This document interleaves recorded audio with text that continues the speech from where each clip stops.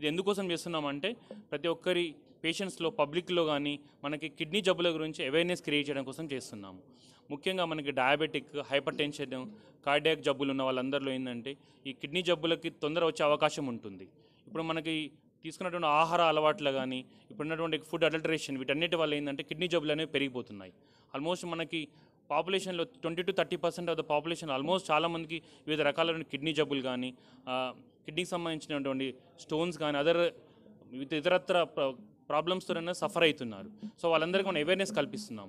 So ఏంటంటే రెగ్యులర్గా already మనకి చెప్పినాను ప్రిడిస్పోజింగ్ ఫ్యాక్టర్స్ అంటే మనకి డయాబెటిక్ కానీ హైపర్ టెన్షన్ కానీ కార్డియాక్ ప్రాబ్లం ఉన్న వాళ్ళందరూ ఏంటంటే మనకి రెగ్యులర్గా అంటే ఎవ్రీ ఇయర్లీ అన్న మనకి కిడ్నీకి సంబంధించిన టెస్టులు చేయించుకోవాలి. సీరం క్రియాటినిన్ కానీ మన అల్ట్రాసౌండ్ స్కాన్ చేయించుకొని మన కిడ్నీ పనితనం ఎలా ఉంది, సో కిడ్నీలో ఏమైనా ఇబ్బందులు ఉన్నాయా, సో మన కిడ్నీ సైజ్ చిన్నగా అవుతుందా, లేకుంటే మన కిడ్నీలో స్టోన్ ఫామ్ అవుతుందా, అలాంటివి రెగ్యులర్గా చేయించుకుంటే మన కిడ్నీ జబ్బులను తొందరగా ఎర్లీ మనం డిటెక్ట్ చేసినట్లయితే కిడ్నీ ఫెయిల్యూర్కి end stage renal disease or chronic kidney డిసీజ్లో వెళ్లకుండా ఉంటుంది.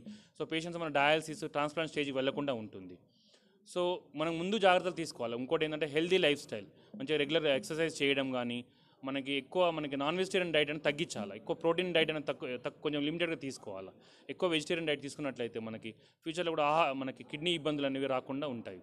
సో మనకు వచ్చినట్లయితే మనకి ఏమవుతుందంటే ఆల్మోస్ట్ మన హాస్పిటల్లో మన గ్లెనిగేల్ అవేర్ హాస్పిటల్ ఏంటంటే మనకి 24 hours మన డయాలసిస్ సపోర్ట్ ఉంది. మన దగ్గర ఏంటంటే కిడ్నీ ట్రాన్స్ప్లాంట్ ప్రోగ్రామ్ కూడా ఉంది.